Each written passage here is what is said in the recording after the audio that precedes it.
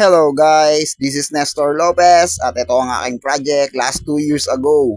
Half chest at yan, ipapapull sleeve na ni boss ngayon. Kung mapapansin nyo, meron siyang manubela dahil ang nagpagawa niyan ay truck driver. At yun, sinimulan na nga namin yan at sabi ni boss na kompleto niya na ang kanyang budget para dyan. Sana ganito lahat na nagpapatato, no? Hindi na buburaot. Yung pinag-iipunan mo talaga yung budget mo para dito dahil hindi naman to basta-basta itatato lang sa'yo dahil ito, lifetime mo tong dadalhin. At syempre, yan ang gusto ni boss, yung pagandahin namin yung kanyang braso. So ayun, may binalikan ako doon dahil merong nabura daw, dahil hindi niya naalagaan ng maayos.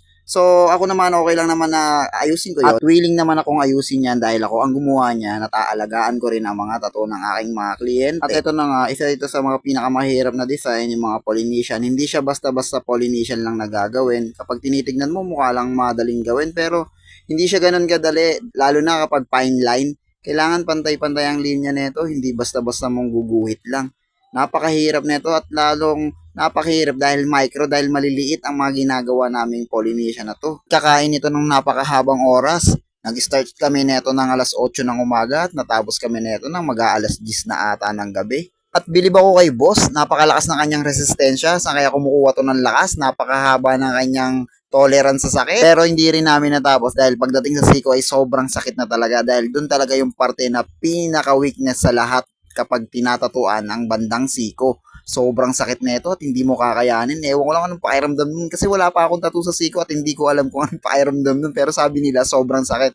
Pero alam ko naman na talaga sa parte na yon, sa dami ko tinatuan, ang sakit sa parting yon. Pero ba't ganun, no? Nagpapatato pa rin kayo kahit napakasakit, no? Tapos magbabayad kayo sa amin, kahit nasasaktan kayo. Ako minsan naaawa na ako sa mga kliyente ko, pero nakakatuwa kasi pagkatapos ng tattoo session, ang ganda ng mga feedback sa'yo na ang ganda ng pagkakagawa, ganito, ganyan. Dahil sobrang ganda naman talaga kapag natapos namin gawin ang tattoo. Pag natapos yung tattoo session, nakakahinga tayo ng maluwag kasi pag nakita natin yung design at nasatisfy tayo, sobrang saya at sarap sa pakiramdam. At yun, natapos na nga at sabi ni boss, napakaganda kaya napakasayang pakinggan bilang tattoo artist. Lalo na kapag naririnig natin yung mga magaganda nilang feedback, napakasaya at nakakalundag ng puso. At yun yung pinakamagandang parte na naririnig namin kapag nagtatattoo kami. So yun na nga, natapos na nga kami. At napakasakit niyan. Diyan daw sa part na yan, sabi ni boss, hindi niya na talaga kaya. So sa susunod na lang uli.